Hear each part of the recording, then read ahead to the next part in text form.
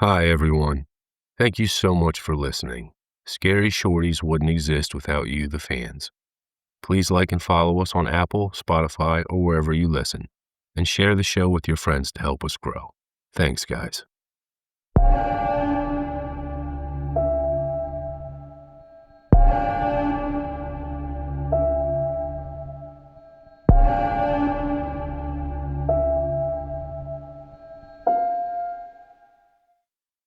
Last Christmas, written by S. Pony Hill, read by Drew Grimm.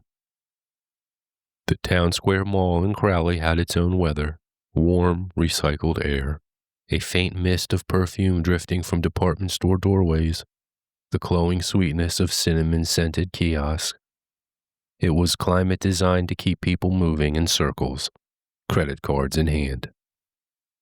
Above it all, speakers whispered a syrupy, synthesized saxophone version of It's a Most Wonderful Time of the Year. No matter where you walked, the song was there, thin and insistent, stitched into the air. The crowd swelled near the central atrium. Winter coats brushed against plastic shopping bags. Boots clanked against tile, and somewhere a baby shrieked over the hum of a massage chair kiosk. And through it all moved a small figure. He was no more than 8 years old, though something about him made it hard to guess. His head was shaved perfectly smooth, the scalp pale under the fluorescent lights.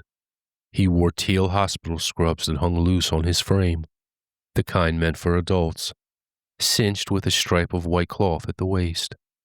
His feet were bare except for a pair of orange plastic slides, the soles squeaking faintly with each step, sliding now and then on the waxed floor. People noticed. They always did. The curious stared openly. The polite glanced away quickly. Parents drew their children closer without realizing what they were doing. None of them saw the detail that mattered most. The barcode-like tattoo printed at the base of the boy's neck. The child moved through the mall with the purpose of someone who already knew exactly where he needed to be. He wove through the crush of shoppers and emerged in front of the entrance to Santa's Christmas Wonderland. A mall cop stood there, one arm hooked over the rope blocking the entrance. He was chewing gum with the confidence of someone who knew no one in their right mind would cause trouble in this little square of territory. Mirrored sunglasses hid his eyes, but the faint glow from his phone screen reflected on the lenses.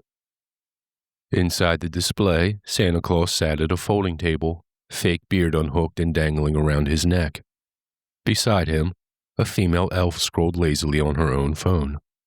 Between them sat an open-to-go order container smelling of bourbon chicken from one of the mall's food court vendors. The boy stopped at the rope. He had to tilt his chin up to look at the mall cop. "I'd like to see Santa, please," he said quietly. The cop didn't even glance down. "Scram! Santa's on break, kid." The boy stayed where he was, head tipped back, eyes steady. "I'd like to see Santa, please." With a sigh, the cop pinched the boy's scrub top at the shoulder and steered him a few feet away. "Get lost, kid. Santa needs his milk and cookies." The boy let himself be moved but didn't turn away until the cop released him. Then he dropped his gaze to the floor. For a moment he just stood there, staring at the tiles, the faint squeak of his slides quiet now. From the food court, a bow-legged elf approached, arms full, a Chick-fil-A bag in one hand, a large drink in the other. His green tights were stretched shiny over his legs, and the curled toes of his shoes jingled faintly as he walked. The boy didn't know it yet, but this was the mall Santa's right-hand elf. The boy stepped into his path. "You're an elf, right?" The right-hand elf smirked. "What gives it away, kid? The pointy ears or the green tights?" "Can you take me to see Santa?" The elf scanned the crowd, lips pressing into a line. "Hey, where are your parents?" "I don't know." Something flickered in the elf's expression. Curiosity edged with calculation. Yeah, if you want to see the big man, you gotta buy a ticket. A ticket? The elf tilted his foot, showing off the shoes. You think leather shoes with pointy toes and jingle bells are cheap? How much money do you got? The boy dug into his pockets and pulled out a crisp $100 bill and held it out. Is this enough? A slow grin spread across the elf's face. That's exactly the right amount, kid. The bill vanished into a hidden pocket, and the elf grabbed the boy's hand. All right, guy, let's go see the fat man. The boy's grin bloomed, sharp and sudden. Hit the rope, Paul Blart, the elf called as they approached. The mall cop unclipped it with a lazy smirk. Sure thing, Bilbo Baggins. Yeah, just do your job, Rent-A-Cop. Yeah, go find me a pot of gold, Leprechaun. They stepped into the Wonderland. The snow smelled faintly of hot lights on plastic. The elf dropped the Chick-fil-A onto the folding table, where Santa looked up in surprise at the sudden presence of a child. He tugged the beard over his chin and launched into his script. Ho, ho, ho, ho. Who do we have here? I think it's somebody's stray kid, the right-hand elf said. Then to the photographer. I think he wants a pic. Can we help him out? The photographer softened and baby talked to the boy. Is that right? You want a picture with Santa? The boy stared at her. You take pictures? The boy asked. I thought elves only made toys. Well, you know that Walmart catalog right after Thanksgiving? With all the pictures of toys? That's me, she cooed. The boy just stared at her blankly. Santa brushed crumbs from his beard. Well, let's get that picture before all the other kids show up. What do you say, little buddy? Okay, Santa. Santa lifted him onto his lap. The photographer raised a placard of photo package options, but the right-hand elf waved her off. He doesn't have any money. Do you mind if we cut him a break? The female elf, already stepping behind the camera, motioned to the right-hand elf. Hey, you got a little, as she pointed toward her nose. A thin flow of blood ran from the right-hand elf's nostril, down over his upper lip. He raised his hand and wiped the blood, messily smearing it across his cheek. Oh, crap.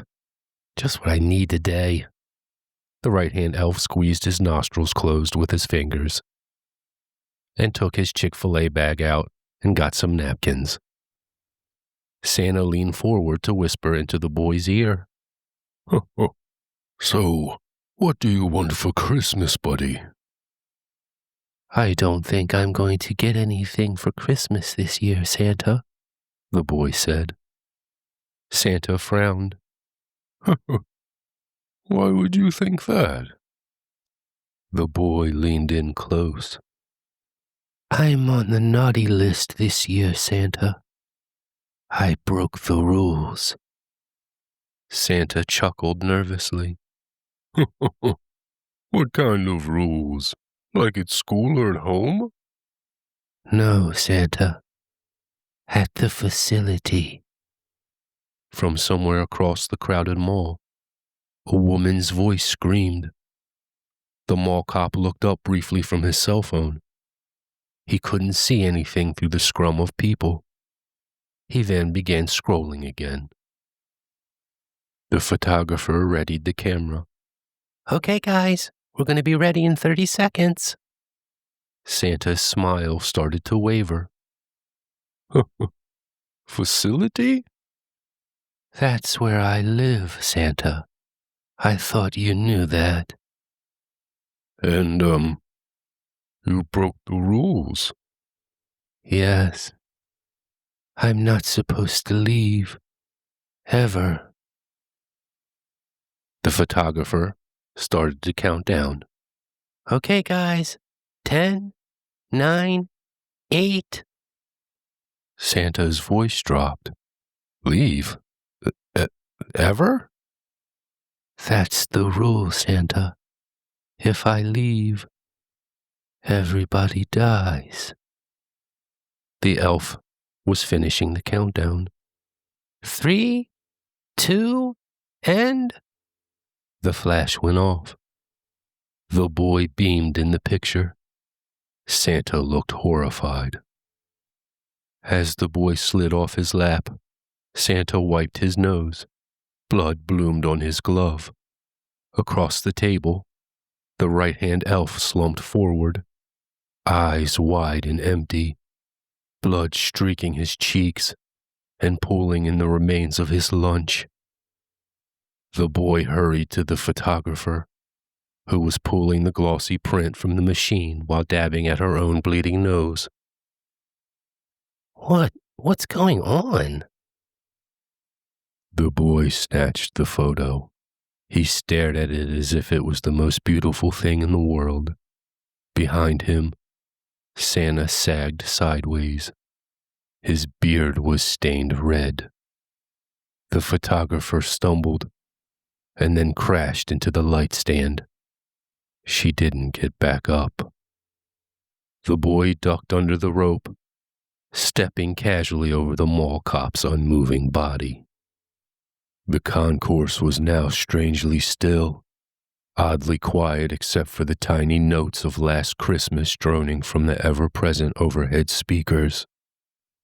The walkways, the food court, even the escalator, they were littered with shoppers, sprawled where they'd fallen, faces pale, limbs splayed, streaks of blood staining their faces and the fronts of their shirts. The boy clutched the photograph to his chest and walked on.